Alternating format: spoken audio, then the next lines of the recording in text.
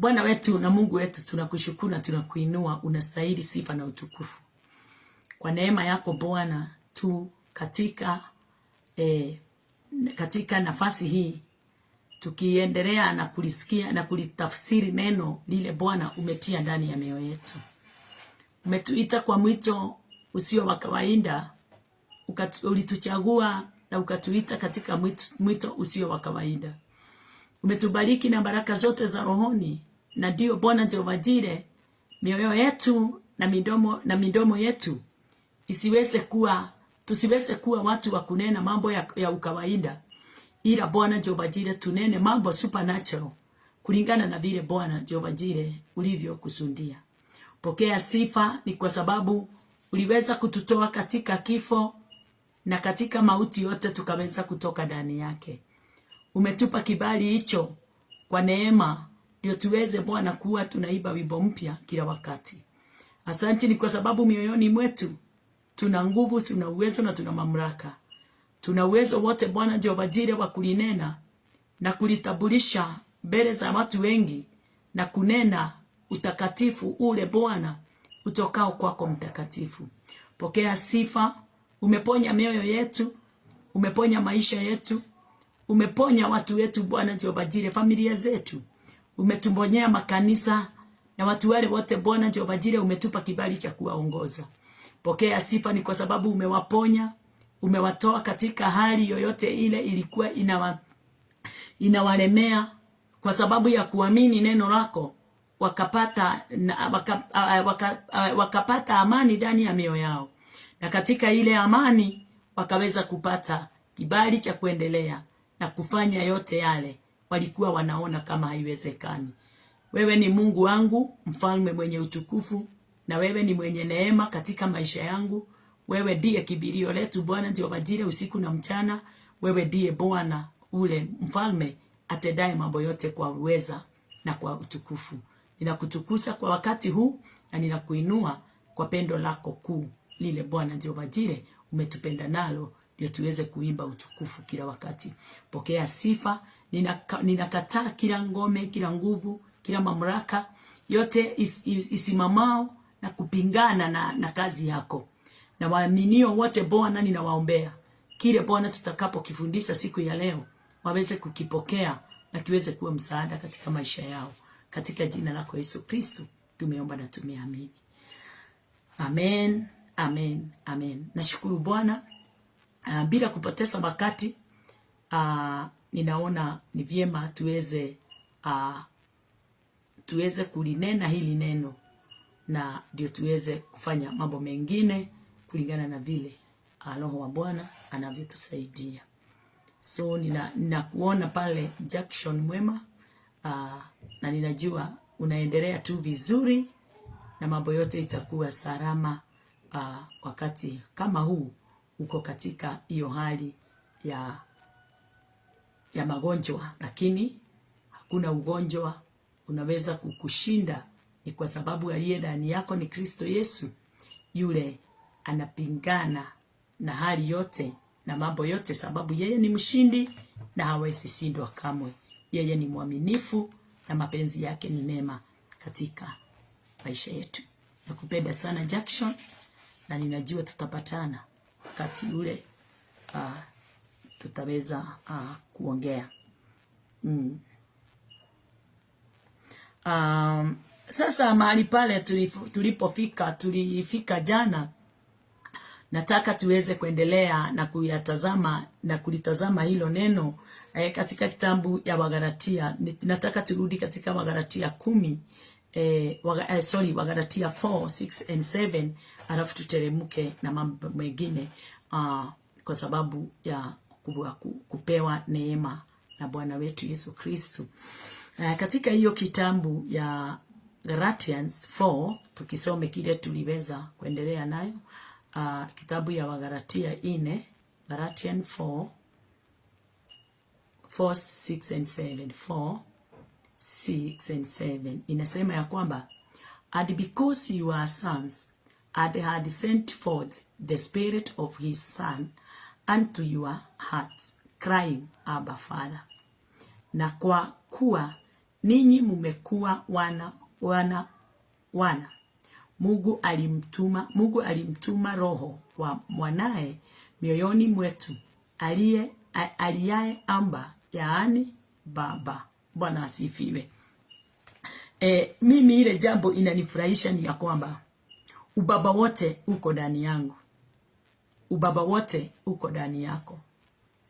Mapenzi ya Bwana aliyatimiza wakati ule alitaka kumuokoa mwanadamu kutokana na dhambi zake. Na wakati alipopanga kutuokoa, wakati huo ndio hata magonjwa yote, shida zote za kifamilia, mateso yote katika makanisa, Yesu Kristo aliyashinda. Yale yote yalikuwa yanazuilia watu wa Mungu wakose kuendelea na kutambua mapenzi ya Bwana, aliweza kuyamaliza. Sisi tunaona kama iko ama inaendelea kwa sababu ya jambo moja. Hatujakubali kulitambua neno kisawasawa kulingana na vile lilivyo. Sababu neno la Bwana tunahitajika tuweze kulipokea vile lilivyo, tulishike na tuweze kuliamini vile lilivyo, ndio liweze kuwa msaada katika maisha yetu kulingana na vile Mungu alitaka kutoka mwanzo. Kwa hivyo asubuhi ya leo ninashukuru Bwana kwa kujua na kutambua ya kwamba mapenzi ya Bwana katika maisha yangu mimi leo niweze kutambua ati Bwana alifanya yote. Alimaliza yote.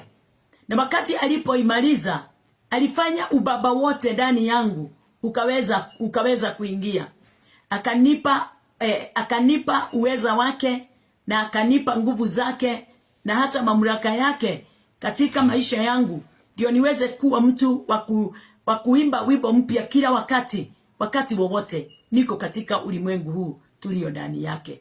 Na kupenda mtu wa Mungu wakati ninapokuambia mambo kama haya.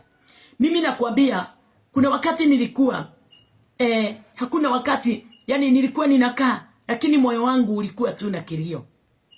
Na wakati huo nilikuwa ninabatizwa mabatizo mengi sana.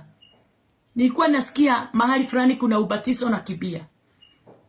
Nilikuwa na mambo mengi. Nilikuwa ninasikia nabii ako pande hii na kibia, sijui kama wewe uko pamoja kama mimi. Nilikuwa nasikia nabii pande hii na kibia. Kwingine hata tulikuwa tunaenda sio manabii, ni waganga. Lakini walikuwa wanatumia Biblia. Wanatumianga Biblia. Mtu asidanganyike. Ati kwa sababu anatumia neno anajiita nabii. Yes. Lakini mambo mengine mengi mtu saa hii ndio ninagunduanga ya kwamba hawakuwa manabii wa Mungu. Walikuwa waganga. Walikuwa watu wa kudanganya, wa kuharibu. Haya yote najua watu wengi wameyafanya, lakini nilikuwa ninajua tulikuwa kila mtu alikuwa anakimbia kwa sababu ya kutafuta wema, kutafuta ukamilifu wa maisha na kutafuta Mungu. Tulikuwa tunafikiria, kama mimi nilikuwa nafikiria ni Mungu ninatafuta. Kumbe nilikuwa ninaenda kuongezea shida, hasara, matatizo, na mambo haitaondoka katika mawazo yangu na moyo wangu milele. Isipokuwa tu ni Kristo alileta umilele wake. Ule umilele tulikuwa tunao utafuta wa ulimwengu ulikuwa mateso na shinda. Lakini Kristo Yesu kwa sababu ya huruma zake ametuletea ubaba wote katika maisha yetu. Ati anasema ya kwamba and because you are sons. Mimi leo I'm a son of God, I'm a daughter of God. Sisi wote tunaitwa sons. God had sent forth the spirit of his son in your heart, crying, Abba Father. Ubaba wake wote ndani yangu. Ubaba wake wote Kristo amefanya uweze kuingia ndani yako. uzima wake ndani yako. Watu wengi wanatakanga wakati hata wanahubiriwa waweze kuambiwa wewe ni wenye dhambi. Wakati mwingi watu wanataka kuambiwa ya wao hawajakubalika. Lakini Mungu kutoka mwanzo alimleta mwanadamu mwenye amemfanya kuwa amemkubalika. Alituleta ulimwenguni na akaweza kutufanya tuweze kukamilika. Alitukamilisha yeye mwenyewe. Katika kitabu ya Ephesians 1:4 alitukamilisha yeye mwenyewe. Alitufanya kuwa safi yeye mwenyewe. Alituchagua yeye mwenyewe na akatuita katika kazi yake yeye mwenyewe. Sisi ni kazi ya mikono yake. Yeye ni mkamilifu kwa kila njia katika maisha yetu. Na ndio amefanya Christ, amefanya ubaba uweze kuwa ndani yetu.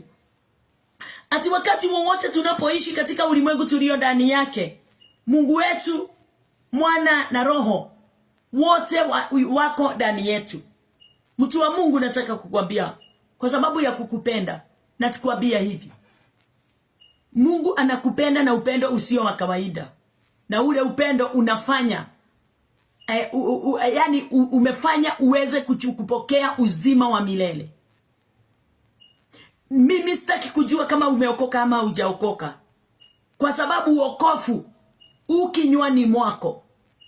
Wokovu ukinywani mwako. Ni wewe uweze ni katika nafasi yako sasa ya kutumbu na kukili. Na kule kutumbu ninanena juu yake, si kutumbu kwa mdomo. Si kusema Bwana nisamehe. Kutumbu ni kumgeukia yeye.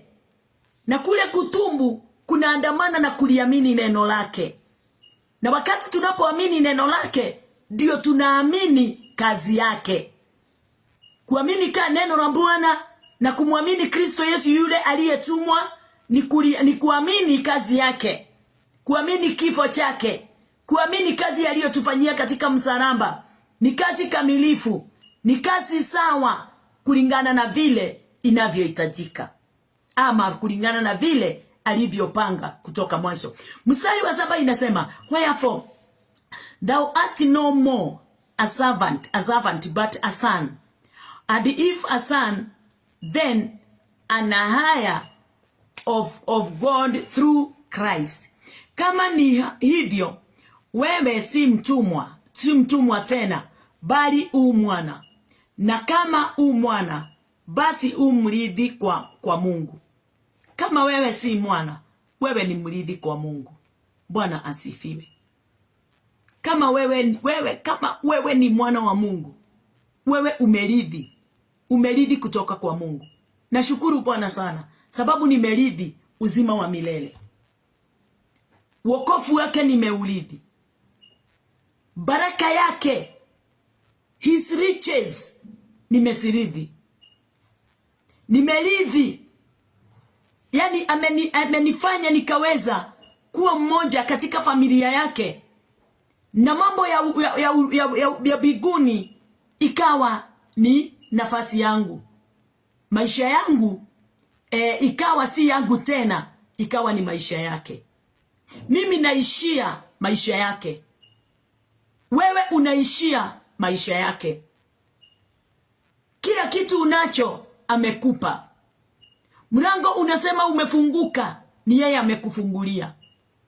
Amani unayo, ni yeye amekupa. Na wale wasio na amani wanasema wasio na amani. Yeye anataka uamini neno. Ndio lile neno likaweza kukupa amani na liweze kukuongoza katika maisha yako kulingana na mapenzi yake. Namshukuru yeye. Yeye ni mfalme. Ni mfalme kwako na ni mfalme kwangu. Aliniita wakati ule sikuwa ninajielewa. Na akaniambia, mwanangu, kuwa na furaha. Amenipa furaha. Na wewe amekupa furaha. Huo mwili unasema ni mgonjwa. Asubuhi ya leo nataka kukwambia si mgonjwa, kwa sababu yeye amekufanyia kazi. Wacha tutoke hapo. Tuingie katika kitabu ya Galatians 5. Wagalatia 5 mstari wa 22 inasema ya kwamba tunateremka tukijua ya kwamba tunazungumzia kivuli ya mambo yale mema yatakao kuja nyuma, sababu watu wengi wako chini ya kivuli, na kile kivuli hakina msaada katika maisha yao. Lakini wakati tunapotambua ukweli ule unatufungua, tunakuwa huru, nacho kivuli kinatuondokea, shadows zinatuondokea. Mambo haya mnaona tunang'ang'ana nayo katika ulimwengu ni kivuli, na kama kila mtu yeyote yule ang'ang'anaye na kivuli hayuko katika reality ya Christ, huyo mtu hamjui Mungu, kwa sababu tumtambua Mungu kumpitia Christ. Katika hiyo mstari wa 22 inasema ya kwamba na kuona Beatrice, na ninajua kazi ya Bwana itaendelea kwa sababu umeingia.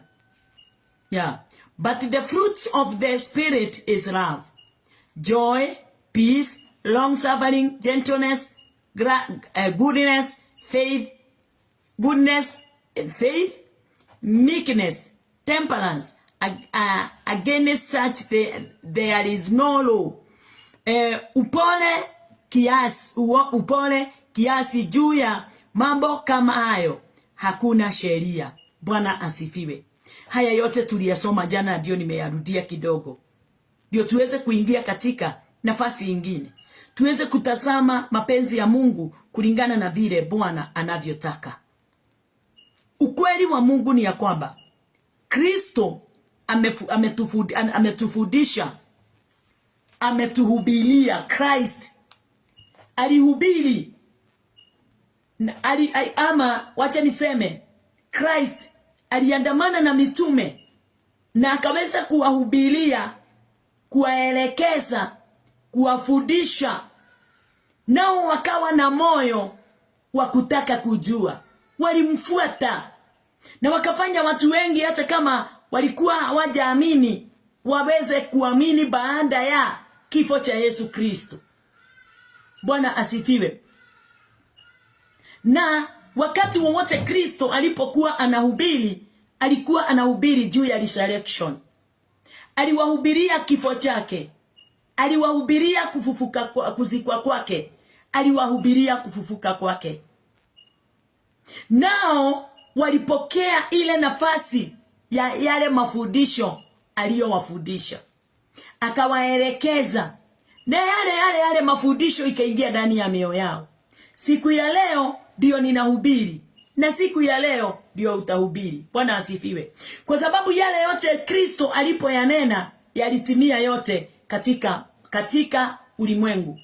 Alikufa, akazikwa na akafufuka siku ya tatu, na akafanya sisi wote tukaweza kuitwa wana wa Mungu, wale wamekamilishwa katika kazi yake yeye mwenyewe. Na mafundisho mengi yale aliweza kufundisha yalitambulikana kisawasawa, yalitambulika, tuliitambua wakati ule alifufuliwa. Bwana asifiwe. Kufufuka kwake, wakati alipokufa, akazikwa na akafufuka.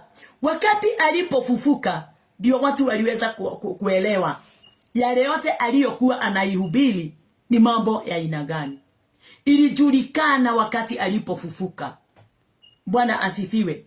Kwa hivyo alifundisha mambo mengi, na watu wengi hawakuyatambua. Hata mitume hawakuwa wanatambua vyema. Lakini wakati ule alipofufuka kutoka katika kifo, hapo ndipo watu walianza kuelewa. Hata mitume walianza kuelewa yale yote alikuwa anayoyanena, vile alivyo yanena. Bwana asifiwe. Haleluya. Siku moja wakati alipoenda Kana ya Galili, wakati alifanya muujiza wake wa kwanza, mahali pale hakuwa anatambulika. Yule mtu alikuwa anamuelewa kidogo ni mamaye Mariamu. Na wakati alipokuwa huko Kana, katika kitabu ya John, wacha tuangalie pamoja nawe katika kitabu ya John. Katika kitabu ya John 2, angalia tu. Kwanza tusome huo mstari 1 to 4. John 2, 1 to 4. Wacha tusome kwanza. Tusikie. And the third day there was a marriage in a Cana of Galilee, and the mother of Jesus was there. Number 2. And both Jesus was called, and his disciples to the marriage. And when they wanted wine, the mother of Jesus said unto him, They have no wine. Number 4. Jesus said unto her, Woman, what have I to do with thee? Mine hour is not yet come. Bwana asifiwe. Waliita Yesu na Mariamu, waliita Mariamu mama yake Yesu na Yesu pamoja. But waliwaita kikawaida.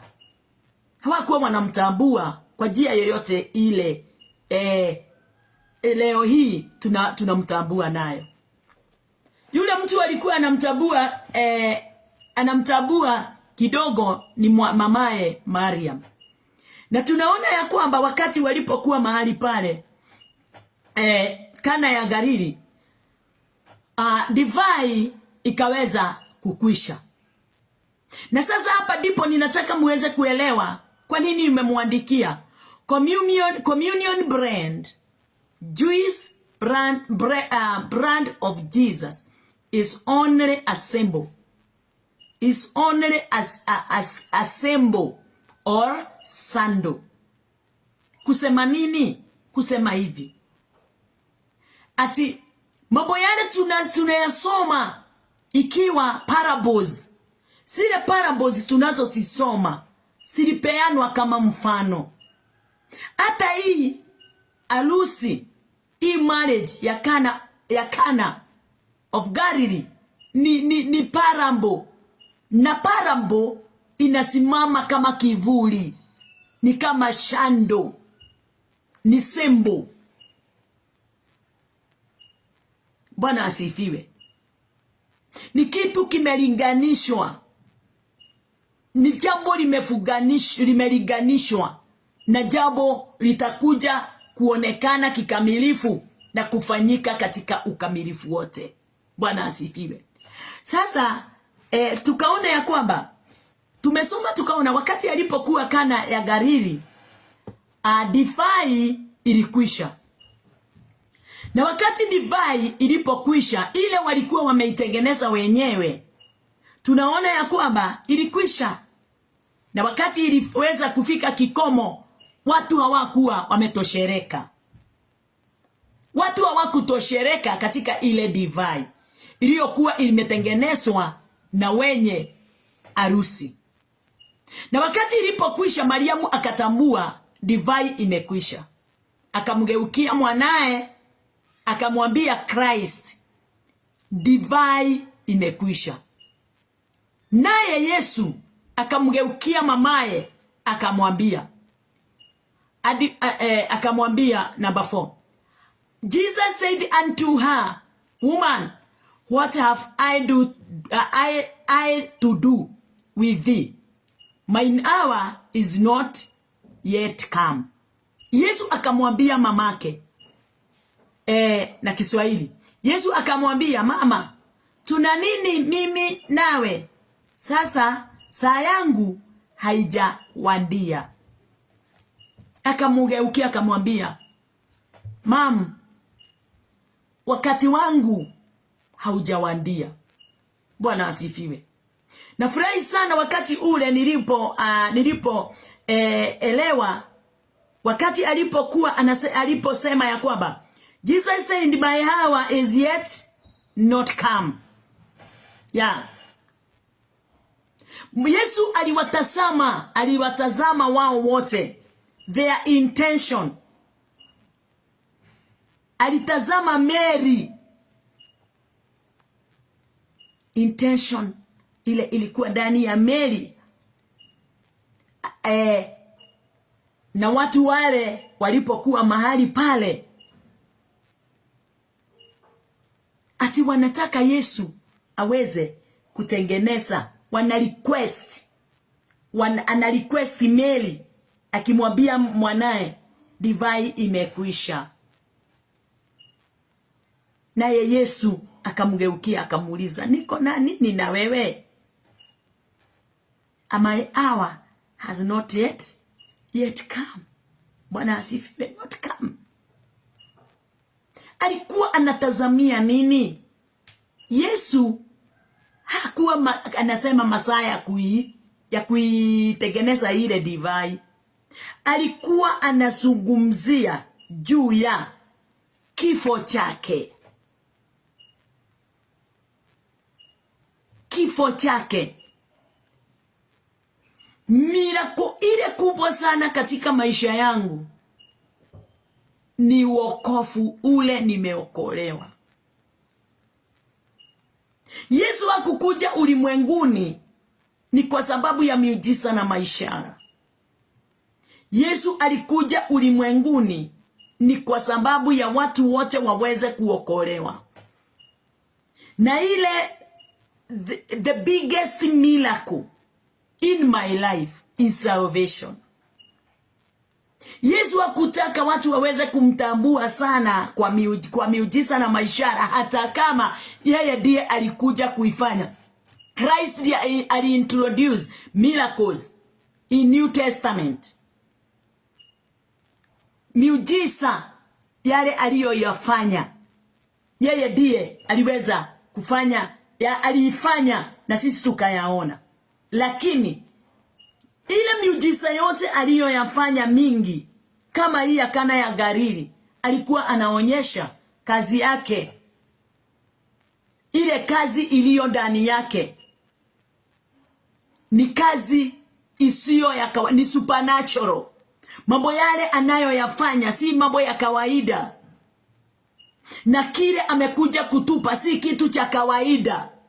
Wokovu wake alikuwa anazungumza wakati alipomwambia mele namna hiyo, alikuwa anamuonyesha ya kwamba sijafukufa na nikafufuka. Sijafufuka, sijakufa, sijazikwa na sijafufuka.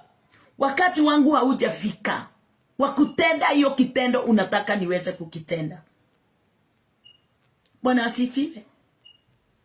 Kwa sababu wakati wowote Yesu alikuwa anataka kuonyeshana ile kazi alikuja kuifanya katika ulimwengu. Wakati wangu wa ufufuo haujafika. Kwa hivyo hiyo jambo unaoniuliza ni jambo gumu.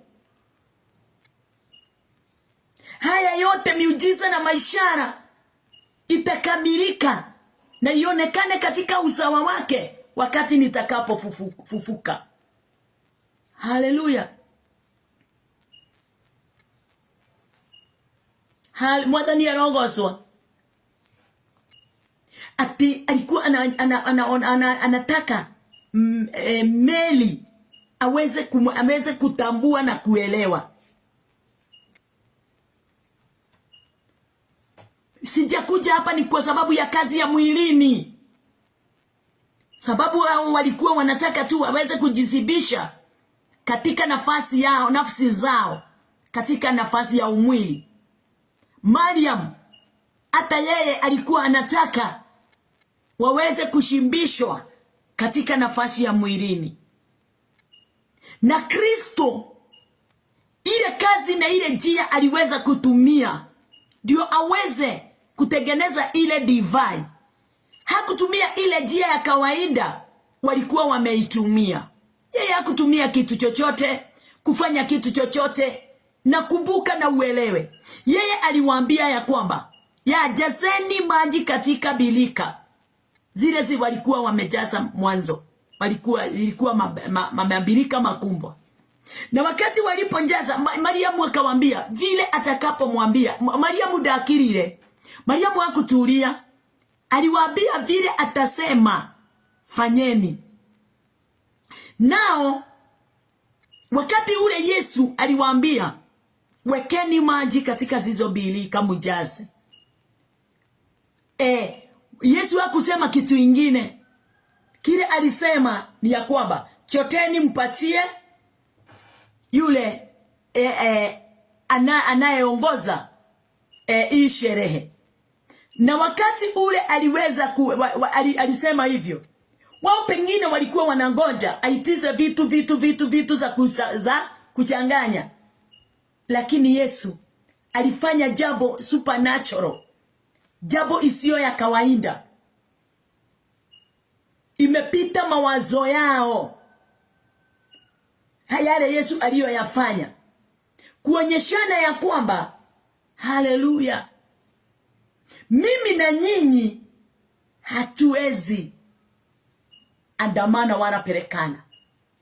Mimi ni tofauti, kazi yangu ni tofauti na kazi yenu. Bwana asifiwe. Kazi ya Kristo akaionyeshana utofauti wake na kazi yao. Na ndio Yesu yeye hakuwa katika kazi ya kuwashibisha katika maisha yao ya mwilini. Aliweza, wakati ule aliwaambia wekeni maji, alitengeneza divai. Ile divai aliyoitengeneza haikufanana na divai ile ya kwanza. Bwana asifiwe. Tuhamwa gai. Kazi ile, kazi Mkristo anayoifanya ndani ya mioyo yetu, maishani mwetu, makanisani yale tulio ndani yake, sio mambo ya kawaida. Ukawaida wote wakati tunapoingia nao kanisani, twajikuta katika nafasi ya kutotambua mapenzi ya Mungu katika maisha yetu. Lakini wakati wowote tunapoingia ndani ya nyumba la Bwana, katika moyo wa kuleta mabadiliko katika maisha yetu, tunajikuta kamili kabisa mambo yetu yote imegeuka. Kama vile alivyotenda kile kitendo kwa njia tofauti na ile ilikuwa imefanyika hapo beleni. Hivyo ndivyo hata wakati tunapoingia ndani ya kanisa, anatufanyia kazi tofauti sana na vile sisi tunavyoamini, na vile sisi tunavyofikiria. Anafanya, yani wakati tunapoamini lile neno tumepewa tuweze kuliamini, kazi ya Kristo Yesu ndani yetu inafanyika supernaturally. Haifanyiki katika mambo yale tunayoyatambua wala kuinjua kulingana na ukawaida. Na kazi ya Kristo haiji kubadilisha our flesh. Neno la Bwana wakati tunapoliamini halibadilishi flesh, inabadilisha moyo yetu na mawazo yetu. Na wakati hizo vitu mbili zinapobadilishwa, nashukuru Bwana sana, kwa sababu maisha yetu ya mwilini automatically inabadilika. Mwenendo unabadilika, moyo unabadilika, mawazo inabadilika, utendaji wa kazi ya Mungu unabadilika. Mienendo yetu katika maisha hapa ulimwenguni inabadilika. Kwa sababu gani? Kama vile alitengeneza ile divai na ikafaa sana kuliko ile ya kwanza, na wakati walipoikunywa wakasikia hiyo divai ndio ilikuwa inafaa from the beginning. Hivyo ndivyo Kristo anavyoitaka. Hivyo ndivyo Kristo anavyotamani mimi na wewe tuingie katika neno lake, kwa sababu Kristo alinena neno. Kazi ya Kristo ilifanyika kwa kunena. Wekeni maji katika birika mjaze. Haleluya. Namba 2, choteni mumpelekee yule anayeongoza. Bwana asifiwe. Kazi ya Kristo ilikuwa kunena. Kwa hivyo neno linataka kutuonyesha ya kwamba Christ aliwahubiria watu wale. Kristo aliwahubiria, aliwanenea wale walikuwa katika nafasi hiyo ya utendaji kasi wa kupeana ile divai ilikuwampo. Aliwazungumzia nao, wakawa watu wa kutambua ile sauti na wakafanya kulingana na vile waliambiwa. Kristo anahitaji watu ndani ya nyumba lake. Kristo anahitaji mtu yeyote yule ako na haraka ya kusikia na kutambua sauti yake, kuielewa na kufanya kazi. Bwana asifiwe. Kutenda kulingana na vile anavyosema. Mariamu aliwaambia, yote atakayesema fanyeni. Nao wakawa watu wako na sikio la kusikia. Mariamu akawa their mentor, na wakakubali kunyenyekea chini ya sauti ya Mariamu mwanamke. Na wakati alipowaambia hivyo, wakati Kristo mara moja aliponena, waliharakisha kutimiza yale Kristo alipoyanena. Na wakati alipoharakisha kuyafanya, ile divai mpya ikapatikana. Divai mpya ni nini? Watu wale ile divai walikuwa wanakunywa ya kwanza ilikuwa sheria. Walihubiriwa mambo ya sheria. Divai ya pili ni sheria ya rohoni. Kwa hivyo ya kwanza ilikuwa waliongozwa katika sheria, katika kazi, katika matendo. Lakini wakati Kristo aliponena, alinena uzima, alinena uhai, alinena mabadiliko. Watu watoke katika sheria ya Musa waingie katika sheria yake. Watu wafufuliwe katika kifo walio ndani yake, waweze kuingia katika uzima ule uletao amani, ule uletao utamu, ule waliusikia wakati walipokunywa ile divai mpya. Divai mpya ni Roho wa Bwana. Divai mpya ni Roho wa Bwana. Walikunywa divai mpya, nao wakasikia hiyo divai wameitumia ni tamu kuliko divai ya kwanza. Wakati mtu anapotambua neno la Bwana pasipo sheria, unaona pale juu tumeambiwaje? Mambo yale yote tumeandikiwa katika kitabu ya Galatians 5:22 to 26. Sasa kama hatukuisoma yote, ninaona ya kwamba wakile waliandikiwa, mwishowe wa mstari ule wa 26 ilisema ya kwamba ati pasipo nini? Hiyo mwezi 22, 23, 20 hivyo kuteremuka, waliandikiwa pasipo sheria. Pasipo sheria. Yote yatimika pasipo sheria. Bwana asifiwe. Ya kwanza ilikuwa sheria. Ile Kristo alipoleta katika Kana ya Galili, aliondoa sheria. Yote ile ilikuwamo mahali pale katika Kana, ndani ya ile harusi. Akapeana uzima, akapeana uhai. Haleluya. Alifanya waweze kutambua jambo jipya. Hawakuwa wametambua kwa sababu walisema, abia mwenye harusi, hii ndio ingetangulia, ile baya ikuje baadaye. Haleluya. Lakini wakati wa Yesu wa kufanya hayo yote haukuwa umefika. Yesu alikuwa anazungumzia kuhusu death and resurrection. Kutoa watu katika kifoni na kuwaingiza katika uzimani. Divai ya kwanza ilileta kifo. Hawakusikia utamu wake, walisikia tu kawaida. Divai ya pili ikaleta utamu, mpaka wakasema hii ndio ilikuwa inafaa kwanza itagulie. Bwana asifiwe. Sababu Christ jambo lolote alipohubiri, alihubiri akiwa anaandamana na kufa kwake na kufufuka kwake. Haleluya. Bwana asifiwe. Christ, Yesu Kristo alionyeshana uwezo wa Mungu, alionyeshana nguvu za Mungu,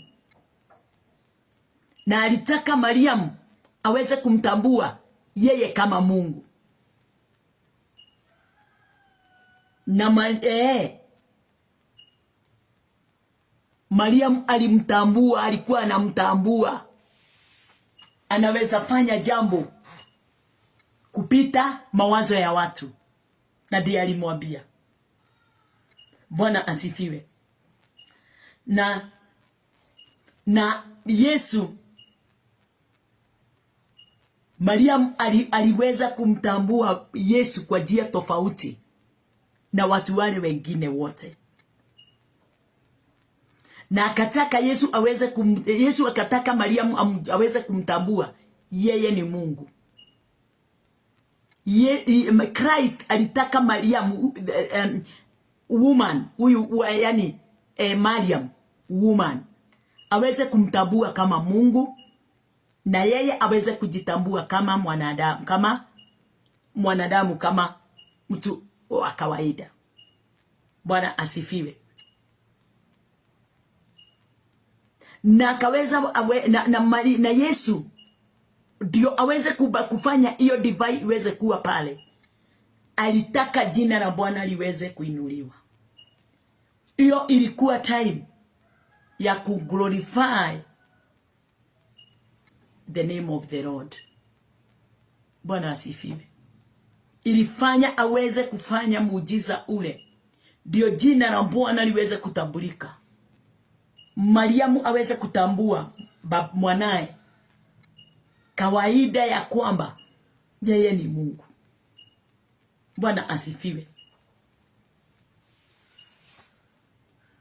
Na Yesu akaweza kuelewa na kutambua vyema, nafasi hii ndio nafasi yangu nikiwa mwilini ya kuglorify the name of the Lord, kufanya jina la Bwana Mungu wangu liweze kuinuliwa.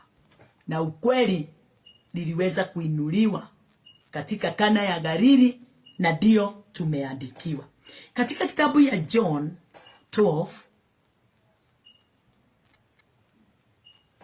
Nataka tuangalie pamoja katika kitabu ya John 12, John 12. Enda hapo bere 2, 11, 12. Mstari wa 23 inasema, ikia mstari wa 23 inasema, and Jesus answered them, saying, the hour is come that the Son of Man should be glorified. Bwana asifiwe. Naye Yesu akawajibu akasema, saa imefika atukuzwe mwana wa Mungu. Yesu atukuzwe, na yeye afanye jina la Mungu liweze kutukuka. Bwana asifiwe. Yesu akawaambia akasema, yes, wakati ule nafasi hiyo iliweza kufika,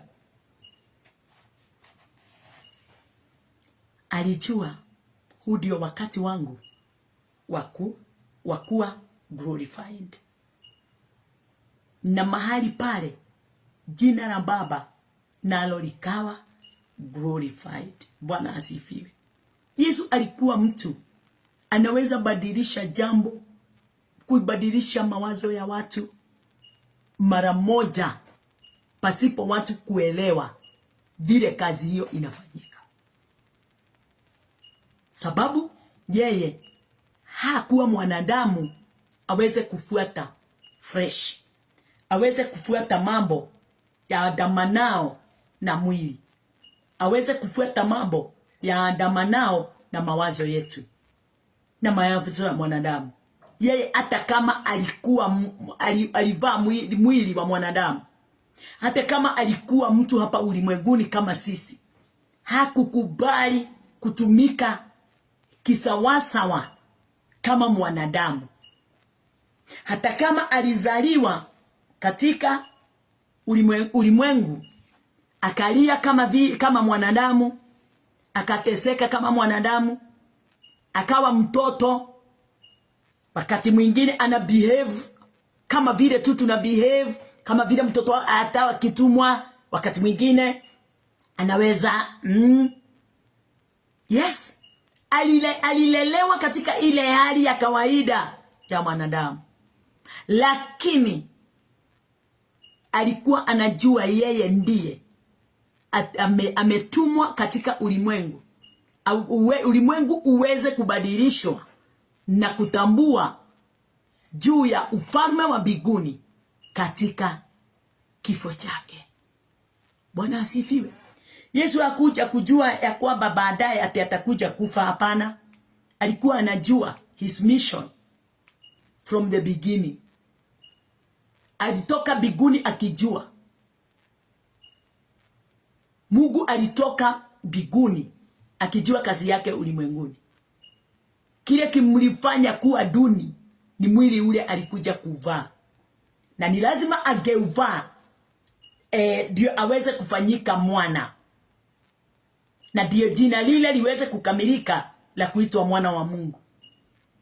Lakini yeye alikuwa anajua ya kwamba yeye ndiye Mungu, but ndio kazi iweze kufanyika ni lazima aweze kufanyika kuwa mwana. Na sisi siku ya leo kazi ya Mungu inafanyika ndani yetu kwa sababu tumekubali kuwa wana. Yeye alikuja na mwili kivuli. Ule mwili aliuvaa hapa ulimwenguni ni kivuli. Na jambo lolote alifanya hapa ulimwenguni, alifanya hiyo Matthew, Mark, Luke and John ilikuwa kivuli.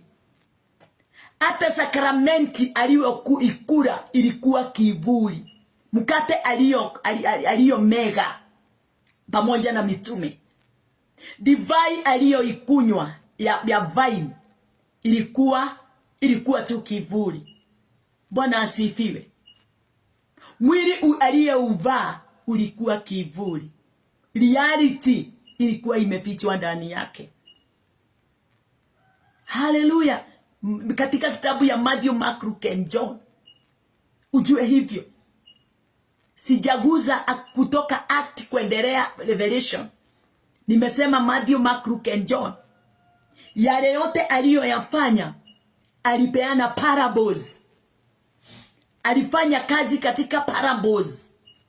Na parables ni kitu ya kulinganisha. Parables ni kitu inafananishwa. Ni kivuli ya jambo jema itakao kuja. Bwana asifiwe. Kifo chake, kile cha kusulubishwa msalabani, kilikuwa kivuli. Ukweli wa hiyo kifo ulikuwa umefichwa ndani yake katika njia ya kuamini, sio njia ya kitendo. Haleluya. Haya yote tunafaa tuweze kuyajua, ndio tuweze kumuona Kristo pasipo kitu kingine chochote kinalinganishwa wala kufananishwa na yeye. Mimi hata wakati ninaona watu wanasema hivi na vile na vile na kuonyeshana, ninajua tu hawa watu wako tu gizani. Giza ndio inawaongoza. Hawatabui wanavyofanya. Kutoka kitabu ya Act, matendo yote yalikuwa yanatendwa. Hallelujah. Ama nini? All the parables, symbols, sandals ziliondolewa. From Act hakuna hizo vitu hata kidogo. Zote zilikuwa Old Testament na Matthew, Mark, Luke and John. Hallelujah. Hazikuendelea from Act. waliandamana na Kristo katika kuamini. Waliamini kazi ya Kristo. Wakati tu Kristo alikufa na akafufuka, kazi ya kulinganishwa ikaondolewa. Reality ikaingia katika ufalme. Yeye akakufa, na wakati alipofufuka hakuja tena kufanya mambo hayo alikuwa anaifanya, ya watu kukula mesa, kubatizwa kwa maji ya mito, maji fresh. Hiyo yote ilikwisha kutoka kitabu ya Acts. Bwana asifiwe. Na yale yote yaliyonenwa katika kitabu ya Acts kuendelea mpaka Revelation ilinena kuhusu faith. Ubatizo ule unaonenwa from there Act ni faith ilinganao na ule ubatizo Kristo Yesu alikuja kutubatiza wa roho. Lakini wa Matthew, Mark, Luke and John kulikuwa na maji. Ilianza na akina John the Baptist. Iyo yote kama vile John the Baptist aliondolewa akaondoka na akaondokea Christ. Hivyo ndivyo hizo sandals, hizo parables ziliondoka from the book of Acts. Sasa watu wakaingia katika kuamini, katika imani ya kuliamini neno ya Mungu pasipo ineshando, pasipo sheria yoyote. Matthew, Mark, Luke and John kulikuwa na sheria. Hata Yesu alizaliwa katika sheria na akalelewa chini ya sheria. Lakini yeye akasema ya kwamba nimekuja kuiondoa hii sheria. Imefanya watu wengi sana wakose kutambua kazi yangu. Sheria ni kivuli ya mambo mema itakayokuja. Bwana asifiwe. Katika kitabu ya John 12:23 inasema, tuangalie pamoja nawe.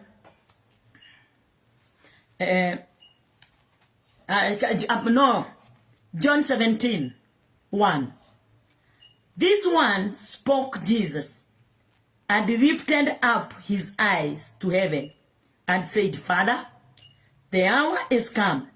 Glorify thy Son, that thy Son also may glorify thee. Akamwambia Baba aweze kumglorify. Glorification yenole ilikuwa inakujia katika kifo. Atukuzwe kupitia kifo. Na ndio naye aweze kumtukuza katika kupitia tu kile kifo.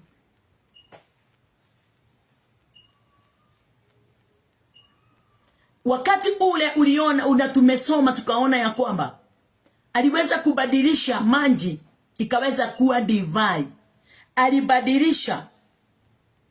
He turns water to miracle. Alibadilisha maji ikawa muujiza.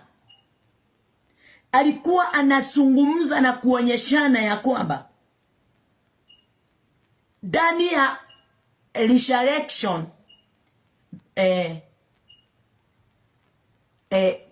yani ni miracle. Mambo ya kufufuka kwake itafanyika kama vile imefanyika wakati ameyabadilisha ile maji ikawa a miracle divine, isiyotengenezwa na mawazo ya mwanadamu. Haijapangiwa kitu, haijawekwa kitu, ni miracle. Alikuwa anaonena kuhusu ile miracle itafanyika wakati atakapokufa. Siku ya 3 atafufuliwa. Nani anaweza sema ni nini kilimfufua? Ni jambo gani ilifanywa ndio afufuke? Nani anaweza sema ile maji iligeuka namna gani?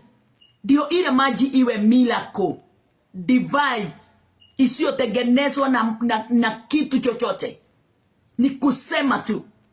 Yesu naye akafa kama watu wengine, akazikwa kama watu wengine, lakini siku ya tatu kwa kusema tu, vile alivyokuwa anasema Matthew, Mark, Luke and John, atena siku ya tatu nitafufuka. Ile kitu tunafaa ni tuwe na sikio la kusikia na tuamini yale yote tunayoyasoma ndani ya maandiko, yale yalipeanwa kupitia pumzi ya Bwana. Na wakati tutakapoiamini, miracles and wonders zitafanyika kutoka udani wetu, itafanyika katika maisha yetu, pasipo kazi yoyote kuifanyia. Kama vile alifufuliwa katika kifo, hivyo ndivyo nasi maisha yetu inabadilishwa kutoka udani wetu. Kama vile alisema wekeni maji, na maji ile ikawa miracle, ikafanyika kuwa divai nzuri kuliko ya kwanza. Hivyo ndivyo maisha yetu, mioyo yetu inabadilishwa. Na wakati ule hakuna mtu awezaye kusema nilibadilishwa namna hii, nilikuta hakuna, hawezi elezea. Kazi ya Mungu haina neno la kuelezea. Kazi ya Mungu ni kuamini tu. Unajikuta watu wote wanaona vile walikuwa wanakutambua, vile ulivyokuwa, sio vile ulivyo. Bwana asifiwe. Haleluya. Vile walipokuwa wanakusema, wanabadilisha midomo yao, kwa sababu sasa wametafuta vile kile walikuwa wanaona wamekikosa. Mtu wa Mungu, mambo yale yote Yesu alikuwa anayasema ilikuwa supernatural. Na wakati alipokuwa anayafanya, alikuwa anafanya mambo beyond our understanding. Bwana asifiwe. Mambo hatungeweza kuyafikiria. Hivyo ndivyo ilifanyika huko Kana. Haleluya. Jesus ni kuongea, aliongea tu kuhusu wine. Haleluya. Aliongea tu kuhusu wine. Na ikasimamia Passover, ikasimamia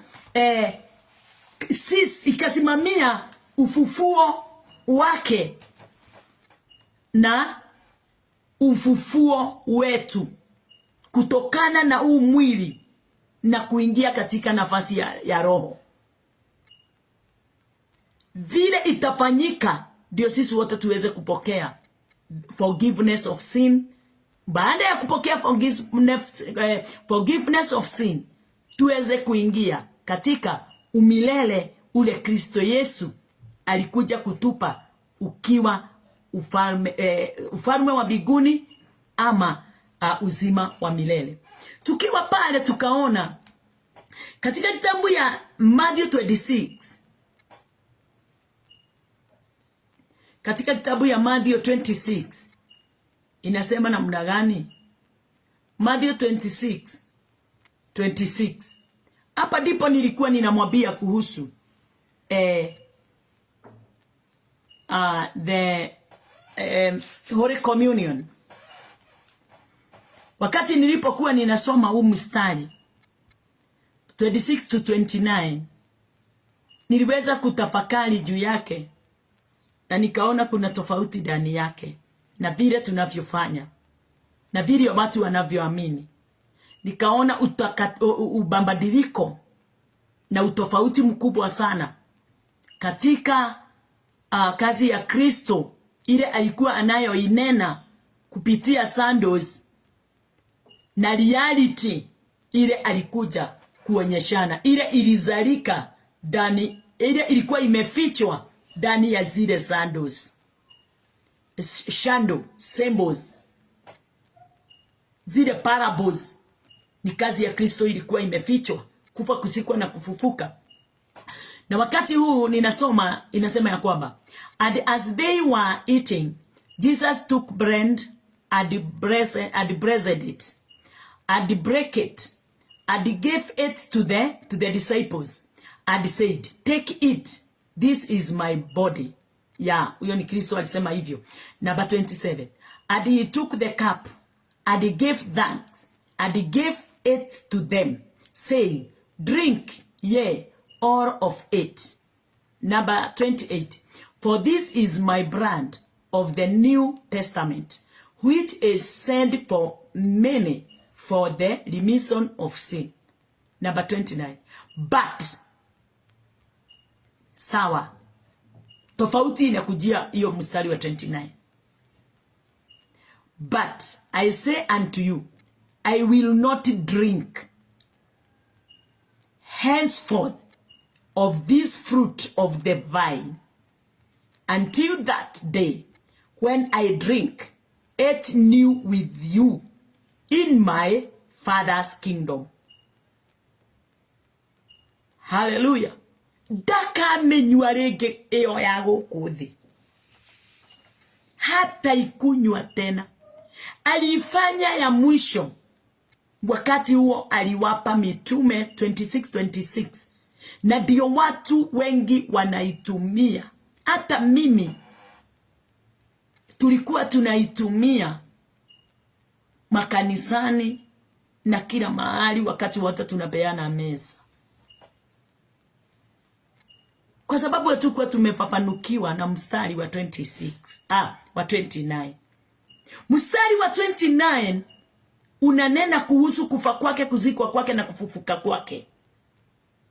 Kwa wale wote watakaye muamini, wafe naye, wakufe naye, wazikwe naye na wafufuke naye, hawana budi tena kuitumia ile Holy Communion imetengenezwa hapa ulimwenguni na ngano ama na kitu chochote, wala kukunywa divai ile juice tunayoitumia. Bwana asifiwe. Yesu alitumia hizo vitu hizo akilinganisha. Alilinganiza zote. Na wakati alipolinganiza baadaye, wakati walitumia na wakamaliza, akasema na sitaikunywa tena from today henceforth. Paka wakati ule tutakuwa pamoja katika the kingdom of God. Hiyo ya ufalme wa mbinguni ni kupitia Roho Mtakatifu. Nikibadilishwa mwili, nimekufa pamoja na Kristo, nimesikwa pamoja na Kristo na nimefufuka pamoja na Kristo. Haneni juu ya kwenda mbinguni atekufa ndio uende mbinguni. Ananena kuhusu wale wote watakao niamini, wafe pamoja nami na wazikwe pamoja nami na wafufuke pamoja nami. Wamefika kuwa kiumbe kingine, kiumbe kipya. Mambo yale yote yalikuwa ya bereni, yamepita, yamekwisha, haina maana tena. Sasa ni wakati wa kuenganga yale mapya. Na yale mapya yalikuja kumaliza yale ya kale.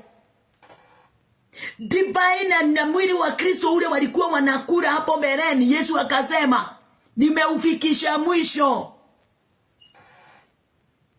Hallelujah. Ebu ingia katika kitabu ya Acts, uangalie kama kuna mwili, kama kuna hizo zote walitumia. Walimkunywa Yesu Kristo kama roho. Yesu akasema mtanikula na munikunywe, hamutakunywa tena, hamutakula tena hiyo miracles mnataka. Mtanikula na munikunywe. Yesu sio nyama zake tunaambiwa tukule. Bwana asifiwe. Yesu alikuwa analinganisha na kuamini neno lake. Ndani ya neno lake hapo ndipo kuna roho. Ndani ya neno lake likafanyika kuwa divai. Ndani ya neno lake likafanyika kuwa mkate. Na neno lake ndiye yeye. Kwa hivyo mtu yeyote yule atakaye amini neno, amekula The Holy hata kama kwa Biblia sijaona Holy Communion. Hiyo communion mimi sijui ni nini. Yeah. Wamekula mwili wake ni Yesu akasema mimi ndiye mkate wa uzima. Yesu akasema mimi ndiye mkate wa uzima. Na Yesu ndiye neno. Kwa hivyo wakati tunapolisoma neno na kuliamini, tumekula mwili wa uzima. Na mwili wa uzima tunaukula namna gani wakati tunapolisoma neno? Kuamini tu lile neno. Lile neno linakuwa muujiza katika maisha yetu. Linafanya mambo makubwa. Lile neno tumelisoma, tumeliamini. Lile neno linatujaza roho. Lile neno linatufungua macho. Lile neno linatutoa katika kifo. Lile neno linafanya miujiza na maishara. Lile neno linafanya everything. Sababu lile neno ni Christ himself. Na ndiye alisema ya kwamba ate sisi tumepokea ndani yetu roho yule aliaye Abba Father. Ubaba wote uko ndani yetu. Wakati tumelisoma neno tukaliamini, tumeamini ubaba. Na ule ubaba neno lake, wakati linapoingia ndani yetu, kazi yake ni kutuombea. Gututhaithanirira. Ndio kiugo kiliko gitati na githweri. Hallelujah. Christ, the Jesus took bread. He gave them bread. Sasa hapo ndipo nilikuwa nataka tuweze kuelewa na kujua about that bread. Alikuwa ananena kuhusu alikuwa ananena ndio. Alikuwa ananena kuhusu mkate, huo mkate. Kuhusu ule mkate. Alikuwa anataka waweze kubadilisha mawazo yao. Kutokana na mkate physical. Waweze kuondoka katika physical bread and wine. Waweze kumtambua yeye, wamwamini yeye. Na wakati watakapomwamini yeye, sasa wameingia katika sheria ya Kristo Yesu. Wameondoka katika sheria ya Musa. Ile ilikuwa inanena mambo physical. Ile ilikuwa inaonyesha na mambo ya kuguzwa na ya kuona. Bwana asifiwe. Yesu alikuwa anataka waweze sasa kubadilika mawazo yao. Na ndiye aliwaambia 29, sasa kula tena mwili huo mkate. Huo ndio ulifanyika kuwa wa mwisho. Alikuwa ananenea mitume akawapa, lakini 29 akawaambia but I say unto you, I will not drink henceforth of this fruit of the vine until that day when I drink it new with you in my Father's kingdom. In my Father's kingdom. Katika ufalme wa mbinguni. Ufalme wa mbinguni, hapo ndipo. Kwa hivyo, wakati Yesu alikufa mpaka wa leo, ile mwili wa Kristo kupitia physical bread and physical wine haina kazi tena. Ni kama vile kitu tunaita baptism ya water baptism. Haina kazi yoyote sasa. Haina kazi yoyote. Sasa ni mambo na kwa sababu baptism ya water ilikuwa inanisimamia Holy Ghost. Kwa hivyo wakati mtu ametoka katika baptism ya water, wakati utakaposoma neno uweze kuelewa na kufafanukiwa na kuwa na ufunuo katika kazi ya Kristo. Ile kazi alisimamisha from Mark, Luke and John. Kazi ikasimama, ikaanza ingine from Acts, na njia ingine tofauti, kwa sababu from Act Yesu alinena, alizungumza yote wakati akiwa amesha kufa katika kitabu ya John na akafufuka. From Act ni kazi imekwisha, ilikuwa inanenwa juu yake. From Act ni kazi imekwisha, na ile kazi imekwisha ndio tuko ndani siku ya leo, ndio tunafaa kuzungumzia siku ya leo. Kwa hivyo ubatizo wa maji uko nyuma yetu. Kunywa divai na kula mkate wa mazao iko nyuma yetu. Sisi tuko from the book of Acts. Hiyo ndio tunazungumzia juu yake. Bwana asifiwe. Akina Paul hawakufanya mambo hayo hata kidogo. Mitume hawakuyafanya. Waliombea watu wakajazwa na roho. Sio roho tu ya kunena na lugha, walijazwa na roho. Sehemu hizo za kunena na lugha zikakuja baadaye. Wakati walipojazwa na roho, haleluya,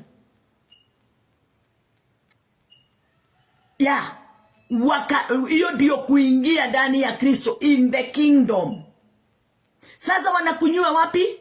Wamekunywa roho wa Bwana, wamepokea roho wa Bwana kwa njia ingine tofauti ya kuamini pasipo kitendo. Yesu katika Kana ya Galili alifanya miracle pasipo kitendo yoyote, ila tu kunena. Kazi ya Yesu sio matendo. Kazi ya Yesu ni imani. Kazi ya Musa ni matendo, kuguza na kuona. Haleluya. Kwa hivyo Yesu alikuwa anataka waweze kufunguka masikio, mioyo yao na akili zao, wakati alipowaambia sitaitumia tena mpaka wakati ule tutakapoitumia katika in the kingdom of God. Bwana asifiwe. Wewe uko wapi? Umeingia katika kingdom ama uko nje ya kingdom? Unangojea lini kuingia ndani ya kingdom? Na kuingia ndani ya kingdom ni watu wakati ule umeamini kufa, kuzikwa na kufufuka kwa Yesu Kristo. Ukiingia ndani ya Kristo, ukiokolewa kikamilifu kwa njia ile inayofaa, wewe umeshaingia ndani ya kingdom of God. Na ndani ya kingdom of God hakuna kazi yoyote inaoguzwa wala kuonekana. Kazi yoyote ile inafanyika mahali pale ni kuamini neno la Bwana, kuamini kazi ya Bwana, kuamini Kristo. Na kwa ukimaliza kumwamini, umemwamini God. Bwana asifiwe. Ukimjua Kristo vyema, umemjua Mungu vyema. Haleluya. Kwa hivyo mambo ya communion ilishafikishwa mwisho na Kristo Yesu wakati alipokufa. Mambo ya ubatizo wa maji ulifikishwa mwisho wakati ule Kristo alipokufa akafufuka. Mitume waliambiwa waende katika mahali wakae pamoja waweze kupokea the Holy Ghost. Na wakati walipoingia na wakakaa, walibatizwa na Roho. Walibatizwa na Roho. Hawakukula mesa, hawakukunywa divai, hawakubatizwa ndio waweze kuonyeshana ukamilifu wote. Ni Roho Mtakatifu alitoka juu akawabatiza. Na ndio neno linasema wana wa Israeli wakati walipokuwa wanavuka Jordan, walibatizwa katika mto wa Yordani. Bwana asifiwe. Kwa hivyo Holy Communion ile ni ule mkate Yesu alikuwa aliyokuwa ameukata akawapa waweze kukula. Huo sio mwili wa Kristo. Hiyo aliwapa ni mikate ile tu walikuwa wanakula. Na huo sio mwili wa Kristo.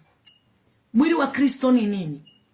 Mwili wa Kristo ni wakati tunapoamini neno la Bwana. Tunaliamini neno la Bwana, nalo neno la Bwana linatubadilisha lenyewe.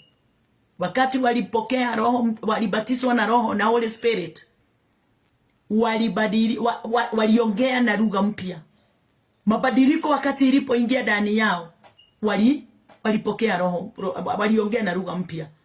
Na wakabadilika, wakaanza kazi ya Mungu mara moja. Walianza kazi ya Mungu mara moja kwa sababu walibadilishwa na yule roho. Waliamini wakati huo. Siku ya leo tunakula hiyo mikate. Tunaita Holy Communion na divai. Tunakunywa tu pale kanisani. Tunanyenyekea tu pale kanisani. Tukimaliza kutoka hapo, hakuna mabadiliko. Ni mtu tu yule wa kawaida. Tuabadilika tu mili, nyama. Na mili haina faida. Nyama hazina faida. Tabia zetu hazina faida. Kama hatutabadilishwa mioyo. Kama hatutamgeukia Kristo. Kama hatutaingia katika nafasi ya kuamini. Kazi isiyoonekana, isiyoguzika. Tuweze kuwa watu wa kuamini neno la Bwana. Na ndio tuweze kukamilika katika ukamilifu wake. Haleluya. Hiyo siku ya Passover walikunywa na wakakula huo mwili. Na ni nini Yesu alifanya nini? Alikatakata alikatakata kakipande. Walikula kasupu kamoja kanini, kadivai. Nito yani kanyamo. Ni unaona hii? Ni unaona maheirwo gacunje. No riria Jesu akuria mutharabaini, thakame yake yaitikire kuma iguru yothe, hatire kindu giatigarire. No ithuĩ tuhutagirio kadifei, tugakanyua tugeciria niki kiu gĩa guthukia na kugagaia mwiri. Unahitajika unywe Kristo na ule Kristo. Uamini neno lote. Na upokee Roho Mtakatifu. Haleluya.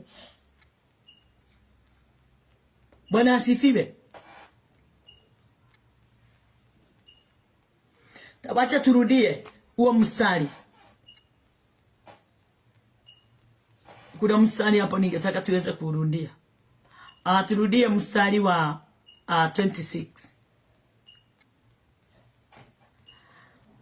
And as they were eating, Jesus took bread and blessed it, and break it, and give it to the disciple, and said, "Take it, this is my body."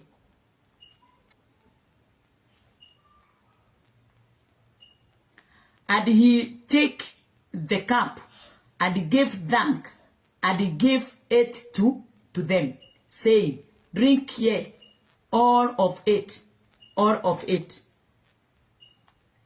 Number 28. For this is my brand of the New Testament, which shed for many and remission of sin. Hakusema ati hakusema ati this is my fresh. Hakusema hivyo. This ni nyama yako. This is my body. Mwili. Kiugo gyake. Bwana asifiwe. Na kiuga ndikonywa ringi. Ndikuhuthira ringi. Akiuga wega fiu. Sasa watu wako katika makibishano ya kukibiria divai na mikate. Wanapigana. Mtu anatoka hapo amenyenyekea tu macho. lakini moyo fresh unainyenyekesha kwa nguvu. Ukifikiria fresh inaweza nyenyekezwa na mkate wa ngano na mazao ya misabibu, ate ndio divai, mwili wenye damu ya Kristo. Sauli yako, hakuna kitu kama hiyo. Hakuna kitu kingine Yesu aliponena juu yake isipokuwa to the word. Alilie kiugo kiria ke moyo, kiria kiari kiowe. Neno la Bwana, kiugo kia Ngai nikio mwili wake, not fresh.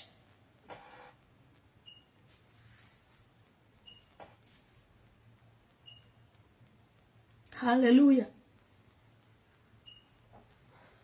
Mwadhani arogosho. That hiyo damu tunakunywa, hiyo mazao ya miti. Meteri atohandete. Tukametua Yesu.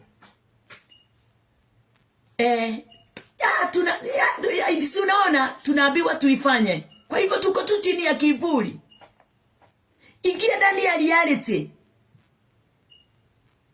Hallelujah. Kunywa roho wa Bwana. Ikiwa damu ya kunywa yeye through the word. Amini neno. Bwana asifiwe. Damu yake wakati alipokuwa ananena hayo, alikuwa anataka waweze kubadilika ndani ya mawazo yao. Waweze kubadilika, waweze kujua hii ni ya miti tunakunywa. Ile ingine anasema hatutaitumia kwa vikombe wala haitawekwa maji. Bwana asifiwe.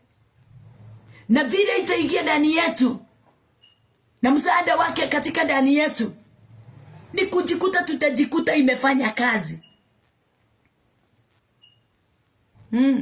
Uko Kana alikuwa anawabadilisha na kuwaonyesha sio lazima mtengeneze hiyo ya miti ya miti ya shambani, hiyo ya matunda ya shambani.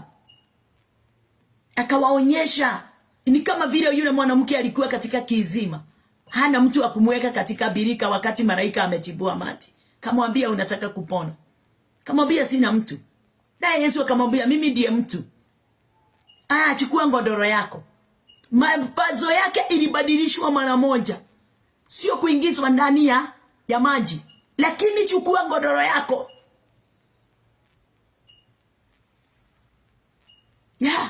Inua godoro yako na uende. Mundu uria ndari undu ekirwo, ndari mundu amwoire akimuikia. Ona Yesu ndamwoire amunyitireire. Aliamuka mwenyewe, sababu kuna neno limenenwa lililo na nguvu na uwezo. Umekula hiyo Holy Communion na ukanyukunywa hiyo divai, ukisema ni mwili wa Kristo, na kuna mabadiliko yoyote ile inaonekana ndani ya maisha yako.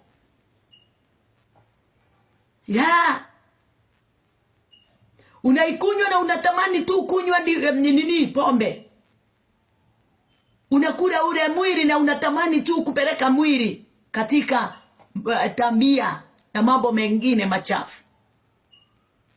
Mwili ule uko na divai. Hiyo ni ya miti, na chochote kiingiliacho katika mdomo wa kikunia na unakikonjoa, faida yake ni kunonesa nyama za mwili. Lakini damu ya Kristo ile ilimwagika msalabani, na yule mwili wa Kristo uliosulubishwa pale ukiwa unaliganiswa na neno lake, wakati inapoingia ndani yetu inaleta faida katika mioyo yetu na inatubadilisha. Akili zetu zinabadilika, changing our mind, ina change mind yetu. Na hivyo ndivyo Yesu alikuwa anataka watu wale wako katika Kana ya Galili waweze kutambua na waweze kuelewa. Bwana asifiwe. Haleluya. Saa hii naweza kukuambia hata kama unatumia hiyo, ujue ni kama vile unakunywa uji. Hata kama unakula Holy Communion ni kama vile unakula ugali. Kazi ya ugali na kazi ya hiyo unaita Holy Communion ni moja. Hakuna mahali inabadilisha moyo wako. Hakuna mahali inanena kuhusu ufalme wa mbinguni. Ufalme wa mbinguni wanenwa na kuamini neno la Bwana. Kuamini kazi Yesu Kristo aliyoifanya.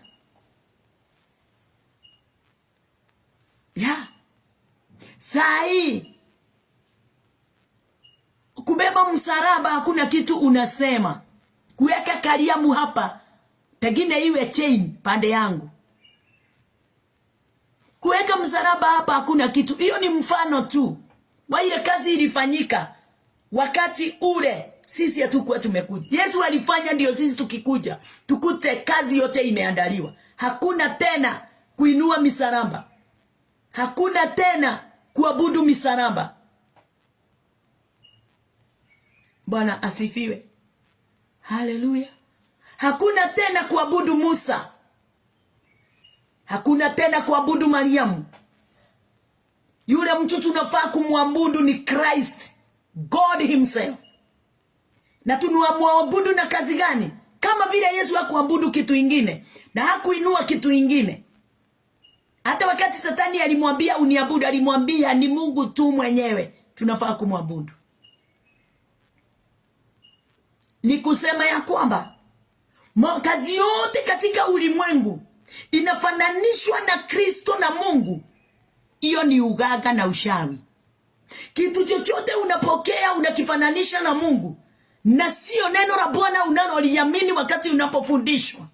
Nakwambia kwamba wewe na tofauti ya muganga na devil worshiper na Illuminati na hao wote hakuna tofauti. Yona we moru muno gukira mundu ucio uraruta wira hau we ni wira ri na niyo ni wira ri na gwetia ng'ombe na etie mboni na etie ndigiri na etie ngoko ya white na black na blue na purple.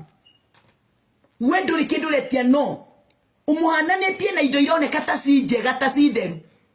Mae magithima kia Bethsaida gasifo hoere die kahonia andu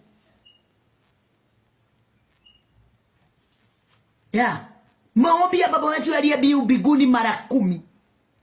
Hizo zote unasifananisha. Unaondoa Kristo katika nafasi yake. Unaigiza mafuta, anointing oil. Unaigiza salt. Unaigiza nguo refu na vitambaa na nywele fupi. Tukifikiria hizo zote ndizo zitatupeleka mbinguni. Hakuna kitu kama hiyo.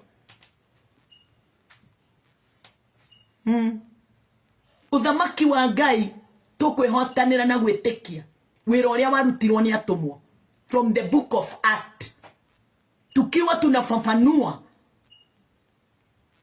gospel books Matthew, Mark, Luke and John and Genesis, the Old Testament. Ikiwa sio hivyo, hallelujah, no eternal life. Bwana asifiwe.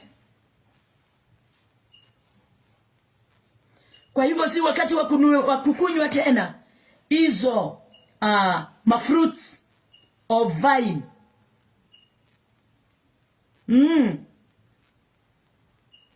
Vine is not a brand of Christ. Ni mfano. Na kitu chochote kinafananishwa kinaondoka. Hata ndio unaona mtu wakati mwingine kukiwa na jua kivuli chake kinakuwa giza, ikikuja kionekani tena. Ni kwa nini?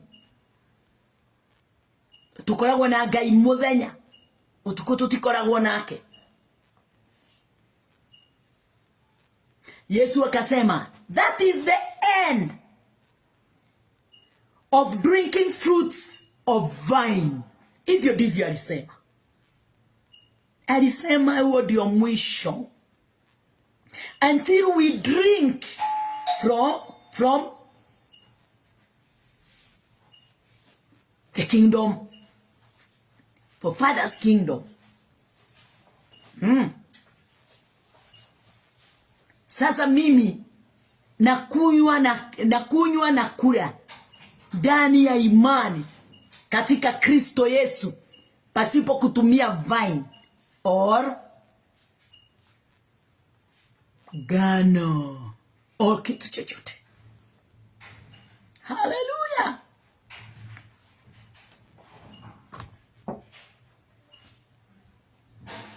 Bwana asifiwe. Ni vizuri sana tuweze kutambua mambo haya vizuri. Ndio tuache kukaa kama watu wamedanganyika katika maisha yao na katika mioyo yao. Udani wetu tunataka tuweze kuelewa Kristo ni mambo gani na gani Kristo alifikisha mwisho. Ndio tuweze kujua mapenzi yake. Tutafikisha hapo pengine. Nimwambia msiwe na haraka. Kila kitu tutakuwa tukikiguza, hata baptism tutakuja kuiangalia vizuri.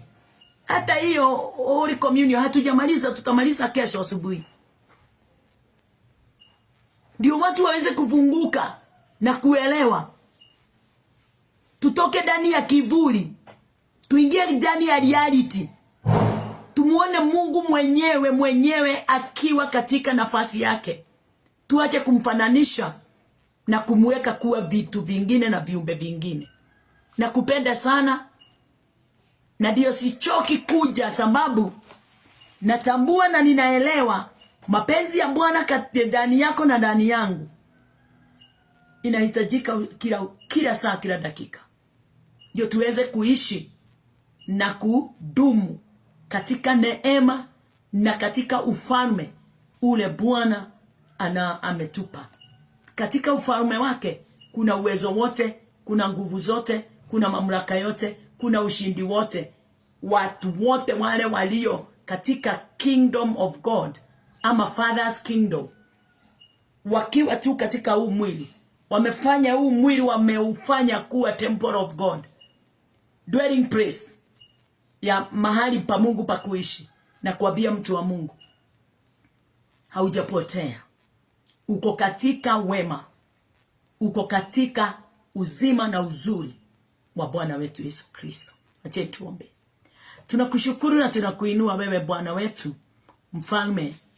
Wewe umetupa neema na kibali kikuu sana. Kazi yako ndani yetu inafanyika kulingana na vile wewe Bwana upendavyo.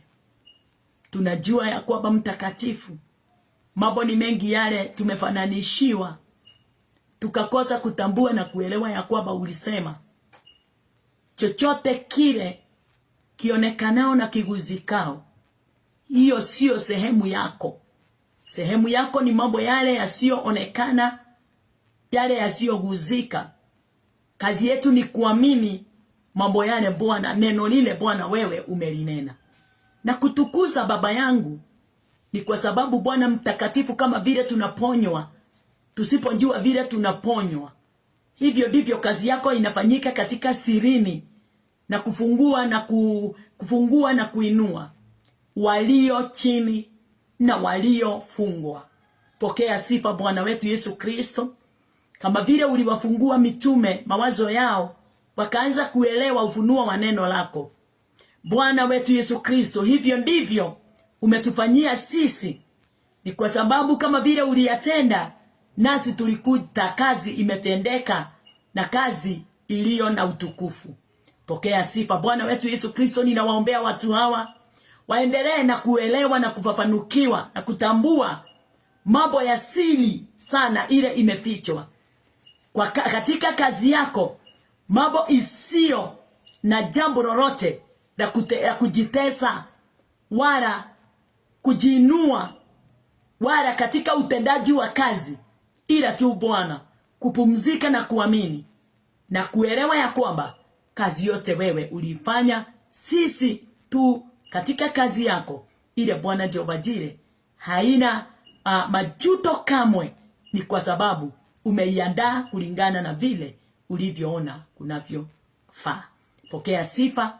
Ninawaombea amani, furaha, upendo, umoja, goodness iweze kuwa ndani yao.